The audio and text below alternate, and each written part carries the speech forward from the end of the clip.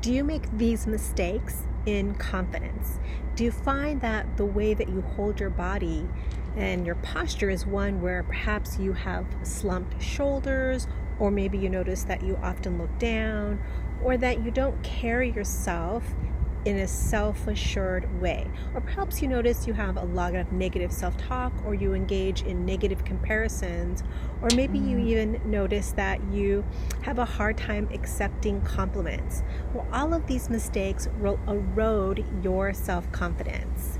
This is Dr. Shannon Tran. I'm an executive coach, clinical psychologist, and author, and I help busy professionals and executives be able to step out of overwhelm and into ease so they can really enjoy a life of harmony and ease. So today I'm going to share day 1 of 5 ways to create unshakable self-confidence. And let me tell you a little why this is important. So a study in the UK found that 85% of the population experiences low self-confidence. And it made me think about, what activities or opportunities I may have avoided, or perhaps you may have avoided because of low self-confidence. And it may have been not asking for the promotion you want, or maybe you wanted to ask someone on a date, or be able to ask someone to join you on a project, or maybe you wanted to join a gym, or even just put yourself out there more, but you've been held back because of fears of being rejected or how people may judge you. And no one sets out to have low confidence. No one sets out to get stuck in jobs they hate, or to be stuck in disempowering relationships because of low confidence. Really, no one sets out to feel anxious or nervous in social situations, or even shy. And in fact, sometimes we can convince ourselves that we're shy. And really, no one thinks about procrastination, or really putting things off for fear of being wrong or making a mistake. These are just really symptoms of a bigger problem, and that's when we don't nurture our confidence. And it's interesting because I thought confidence used to be based on what we achieve externally. And what I found that this is not often the case, because in my own life, I noticed that here I was, I had earned a PhD, I had been successful in my career, I had been an author, and yet on the inside, I wasn't feeling secure. I wasn't feeling self-assured. I wasn't feeling confident about my abilities and what I could achieve.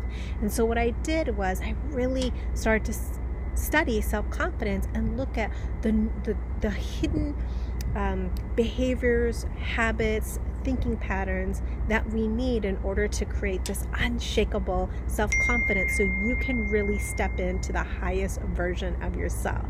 Okay, so day 1 of unstoppable self-confidence is you've got to recognize and eliminate the 5 bad habits that erode your self-confidence. So the first is negative comparisons.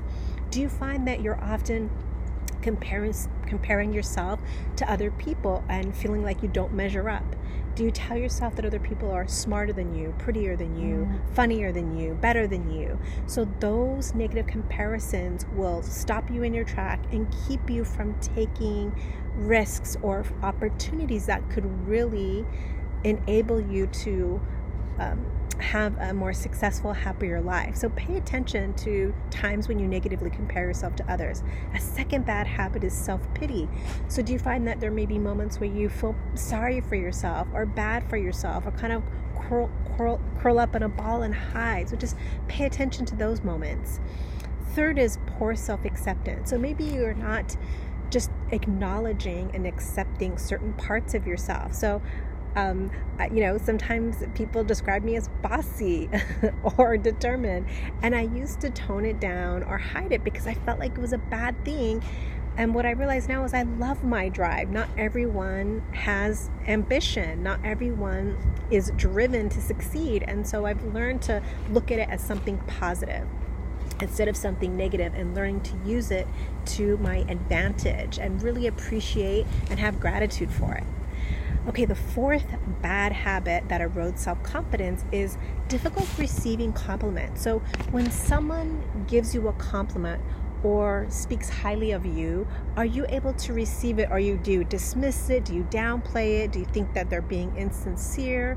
I find this is really common among successful women, where we have a hard time receiving. We're great at giving, but when it comes to receiving, we will minimize our efforts or our accomplishments or our achievements, and we don't accept the compliment. So notice when you're not taking in the good.